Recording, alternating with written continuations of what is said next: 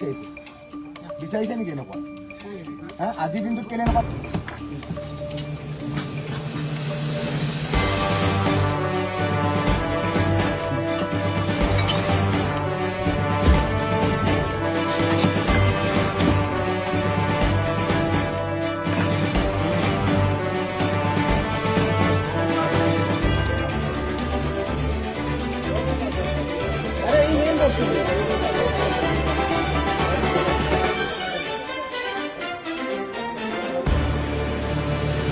ডিব্ৰুগড় চহৰৰ নিচে একদম একেবাৰে মাছমজিয়াত ডিব্ৰুগড় সদৰ থানাৰ প্ৰায় 500 মিটাৰ মানৰ আঁৰতে যিটো পুৰণা ৰেলৱে ষ্টেচন আছে তাৰ সন্মুখতে অবৈধভাৱে সুৰা বিক্ৰী থকাৰ কথা ডিব্ৰুগড়বাসীয়ে তথা ডিব্ৰুগড় পুলিচে তথা আবকাৰী বিভাগে জানে।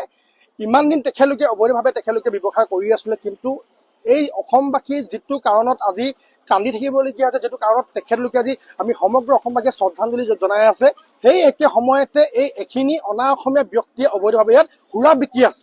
গতিকে আমি এই গোটেই বিষয়টো আমি আয়ুক্ত মহোদয়ক জনাই আবকাৰী বিভাগৰ লগতে ইয়াত জিলা আৰক্ষী আহি ইয়াত তেখেতলোকে উপস্থিত হয় আৰু আমিও তেখেতলোকৰ লগত সহযোগিতা আগবঢ়াওঁ। ইয়াত যথেষ্ট সংখ্যক অবৈধ সুৰাৰ বটল তেখেতলোকে ইয়াৰ পৰা জব্দ কৰে। ইয়াৰ পৰা এইটো প্ৰমাণ পোৱা গৈছে যে এই ঠাইডোখৰত পূৰ্বৰ কালৰ পৰা ইয়াত অবৈধভাৱে সুৰা বিক্ৰী কৰি আছে, কিন্তু তৎসত্ত্বেও পুলিচ প্ৰশাসনে জনা স্বত্বেও আবকাৰী বিভাগে জনা স্বত্বেও কিন্তু ইয়াৰ কোনো ধৰণৰ ব্যৱস্থা বৰ্তমান পৰ্যন্তলৈকে কৰিব পৰা নাই, যাৰ ফলশ্ৰুতিত আজি এই সমগ্ৰ অসম কান্দি থকা দিনটোতো ইয়াত অবৈধভাৱে মদ বিক্ৰী আছে। গতিকে এনেধৰণৰ কাৰ্যৰ পৰা বিৰত থাকিবৰ কাৰণে এই স্থানীয় লোকসকলক আমি আহ্বান জনাইছো।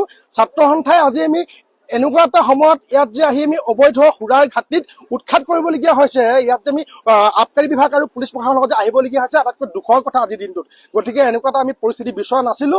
অনাগত দিনতো যাতে এনেকুৱা ধৰণৰ পৰিস্থিতি নহওক তাই কামনা কৰিছো আৰু এই ঠাইডোখৰৰ ওপৰত বিহিত ব্যৱস্থা গ্ৰহণ কৰিবৰ কাৰণে আমি জিলা আয়ুক্তক কঠোৰ নিৰ্দেশনা আমি প্ৰেৰণ কৰিছো। হয়, আমাৰ এই অঞ্চলটোত অলপ মাজে মাজে এই কমপ্লেইন আহি থাকে আৰু আমাৰ প্ৰশাসনৰ তৰফৰ পৰা কেইবাবাৰো আমি আগতে আমি ৰেগুলাৰ এটা মনিটৰিং কৰি থাকোঁ আৰু আমি ইয়াত ৰেড কৰি থাকোঁ। তাৰ আমি বহুত আগতে ইলিগেল যিবিলাক লিকাৰ চেল এইবিলাক আমি জব্দ কৰি লৈ গৈছোঁ আৰু এইবাৰো আমাৰ কমপ্লেইনৰ ভিত্তিত আমি গোটেইখিনি আমি চাই মেলি অলপ আমি লিকাৰো জব্দ কৰিছোঁ আৰু আমি গোটেইখিনি মানুহক আমি সকীয়াই দিছোঁ যে এই অঞ্চলত যাতে কোনো ধৰণৰ ইলিগেল লিকাৰ চেলিং বা এনেকুৱা কোনো ধৰণৰ ইলিগেল এক্টিভিটি যাতে নহয় আৰু তাত প্ৰশাসনৰ একদম পুৰা চোকা নজৰ আছে। তাত আমি যিকোনো মুহূৰ্তত আমি যদি তেনেকুৱা ধৰণৰ কমপ্লেইন পাওঁ আমি বিহিত ব্যৱস্থা কঠোৰভাৱে ল'ম বুলি আমি তৎপৰ হৈ আছোঁ। এই মানে জুৱা খেলে নহয় ছাৰ, অকল মদৰ নহয় ছাৰ, জুৱা খেলৰ একদম ডাঙৰ বজাৰ এখন ছাৰ ইয়াত আমি কমপ্লেইন পোৱা মাত্ৰকে আমি ইলিগেল একশ্যন লৈছোঁ। আমি পূৰ্বতো লৈছোঁ, আমি গোটেইখিনি ডিছমেণ্টেল কৰি বিহিত ব্যৱস্থা লোৱা হৈছে আৰু এইবাৰ যদি আমি পাওঁ ক'ৰবাত তেতিয়া আমি পুৰা কঠোৰতম শাস্তি দিবলৈ কঠোৰতম আমি ব্যৱস্থা আইনী ব্যৱস্থা ল'বলৈ আমি সাজু আছোঁ।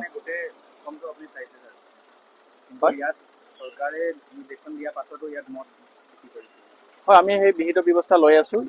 ইলিগেল যি লেন্স যি ৱাইন বা যিখিনি আমাৰ লিকাৰ চেলিং কিবা যদি কমপ্লেইন পাইছোঁ আমি ইমিডিয়েটলি প্ৰম্পটলি আমি প্ৰশাসনৰ তৰফৰ একশ্যন লৈ পেলাই যিখিনি আমি চিজ কৰিছোঁ আৰু আজিও আমি তেওঁলোকক প্ৰত্যেক ঘৰৰ মানুহকে আমি তেওঁলোকক ৱাৰ্ণিং দিছোঁ যে কি তাত যাতে কোনো ধৰণৰ এণ্টি ছ'চিয়েল এক্টিভিটিজ বা এণ্টি ছ'চিয়েল এলিমেণ্টছ বা কোনো ধৰণৰ ইলিগেল লিকাৰ যাতে কোনো তাত বেহা নচলে আৰু এই অঞ্চলটোৰ যাতে পৰিৱেশ বিনষ্ট নকৰে সেই কথা আমি প্ৰত্যেককে আমি জনাই আহিছোঁ। ধন্যবাদ।